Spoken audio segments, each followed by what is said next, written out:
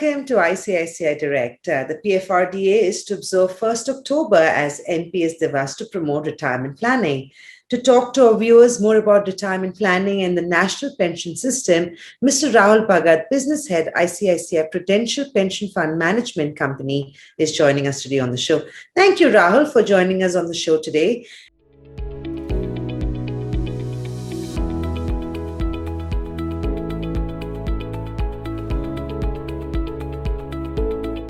Rahul, I want to start by asking you to tell our audience all about the national pension system. Yeah, thank you for inviting me on NPS Divas and talk about NPS. Really appreciate.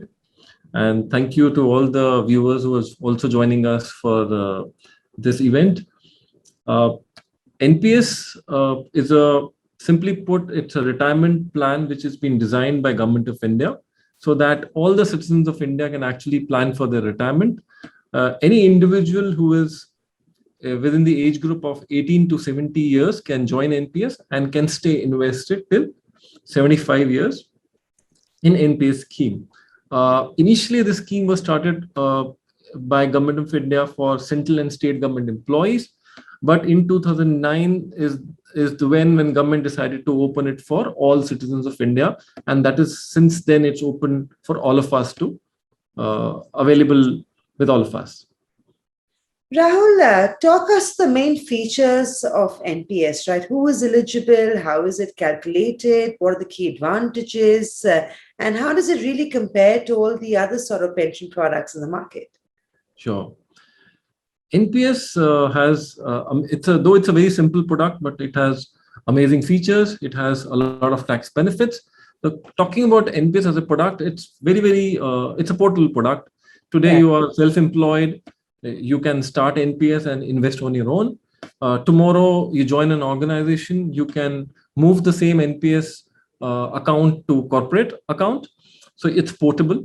It's pretty simple as it's regulated by PFRDA. It's one product, simple product. It gives you a lot of options, like you can choose your fund managers, you can choose your asset allocation, you can choose your annuity service provider, you can choose your own POP. Means you choose a service provider, you don't like the service provider, you can jump into it. So it gives you a lot of flexibility. And over and above, it comes at a very, very low cost. The overall fund management fee for NPS is just between 0.03 to 0.09%, depending on who's the fund manager. If you compare it with a fixed deposit, return on the fixed deposit, or an investment in mutual fund, the charges are very, very low. Plus, if you look at long-term returns, NPS, in fact, has given phenomenal returns over the long term as well. Right from debt instruments, which is in almost close to a higher single digit.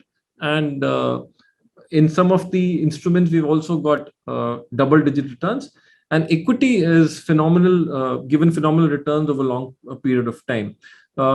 Given the flexibility it offers, it also gives you a choice not only to have a pension account, but also to have a investment account. So we have tier 1 in NPS, which is a compulsory account when you open the NPS account. Tier 2 is voluntary, which is more of a investment account. It's like your bank account where you invest the money in and you can always take it out as and when you want. So these are the broad features of NPS. We can talk about tax benefits separately. Right. In fact, that's my next question, really. So while NPS is a low-cost investment scheme, it also allows exposure for up to 75% of your corpus into equity. I'll talk about taxation in a minute, but how are returns really calculated? Is there any sort of guaranteed return in the NPS scheme? What is active auto choices? How does one select a fund manager? What is the leeway in terms of selecting a fund manager? How frequently can you do it? If you can talk our viewers through that, that'd be useful too. Sure. Very interesting point, sure. It offers an investor 4 asset classes. We call them E, C, G, and A. E stands for equity, C for corporate bonds, G for government securities, and A for the alternate assets. Equity has a maximum cap of 75%, as you rightly said. on the government securities, on the debt side, we have GSEC and corporate bonds where you can invest up to 100%. And within the alternate asset, again, we have a limit of 5% because it's a risky investment. We advise to be a little careful when you choose alternate asset class. Now, if you look at the long-term returns, equity has given over 10 years almost close to 15% returns. In terms of debt, which is government securities and corporate bonds, they're given in the range of 9 to 11%, which is again phenomenal, given that they are debt instruments. So from the return aspect also, it has given phenomenal returns. Now, as I said, it has tier 1 and tier 2 account. People can choose to have a pension account and an investment account. Within an investment account and a pension account, depending on whether you're an active investor or a passive investor, you can choose auto allocation or active allocation. Active allocation is where I choose my asset allocation as per my wish. I understand the markets. I have time to monitor the markets. Okay, I will decide whether I want to have a split between equity and debt, or I can choose to invest only in debt. Right. Then I have another auto choice where I feel I don't understand the market or I don't have time to monitor the markets. Let me have an auto choice where, depending on my age, the assets are allocated within various classes. The younger I am, the higher the equity exposure. As I get older, the money from the equity moves to the debt instruments. It auto balances given your age. So I think I could answer your question. Right, actually, you did. Rahul, I want to talk a little bit more about NPS for retirement planning. In fact, the PFRDA's intention to observe 1st October as the National Pension System Divas is to really promote pension and retirement planning, right? Yeah. How does this fit into a retirement plan? What is the significance of this? How does it compare to other sort of investment mechanisms that one can also use for retirement planning? For example, mutual funds. Give me a sense of how this works to plan your retirement, and also how does it work post-retirement? Sure. So NPS Divas, this is for the first time that 1st October has been celebrated as NPS Divas. I'll also tell you the significance of it. If you look at it, WHO actually recognizes 1st October as the Elderly Day. So that's why it has been chosen as NPS Divas, because as we get older, we need to plan for our retirement. But given the dynamics in India, we don't have social security. So NPS gives you a platform to actually build that social security for yourself. You start early, you start saving, and when you retire, you have a kitty for your retirement, which you can use to buy your pension. Another aspect is, India overall, from a joint family system, is now getting into nuclear. People are moving away from smaller cities to big cities in order to work and find work. So we are getting into a nuclear family system. Moreover, the average Indian is actually living longer. Our lifespan is increasing over a period of time. 10 years back, the average age was maybe 60, 62. Now, if you look at the average age of an individual is almost touching 70, 72. So what it means is I am living longer after my retirement. So the big question I want to ask is, are we really prepared for those years?